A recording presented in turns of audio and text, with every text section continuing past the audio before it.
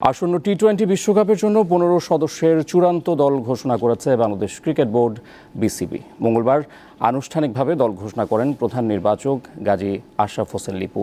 বিশ্বকাপে টাইগারদের নেতৃত্ব দিবেন নাজমুল হোসেন শান্ত, তার সহকারী করা হয়েছে তাসকিন আহমেদকে। দলে রয়েছে আরও 3 পেসার মুস্তাফিজুর রহমান, শরীফুল ইসলাম ও তানজিম হাসান সাকিব। ওপেনার সৌম্য সরকার ও লিটন দাসের সঙ্গে আছেন তানজিদ হাসান তামিম। মিডল অর্ডার সামলাবেন সাকিব আল হাসান, তাওহিদ হৃদয়, মাহমুদুল্লাহ রিয়াদ ও উইকেট রক্ষক ব্যাটার জাকের আলী অনেক। স্পিনার হিসেবে রয়েছেন শেখ মাহিদি হাসান, তানভীর ইসলাম ও রিশাদ হোসেন। আর দলের সঙ্গে অতিরিক্ত খেলোয়াড় হিসেবে আছেন আফিফ হোসেন ও হাসান মাহমুদ।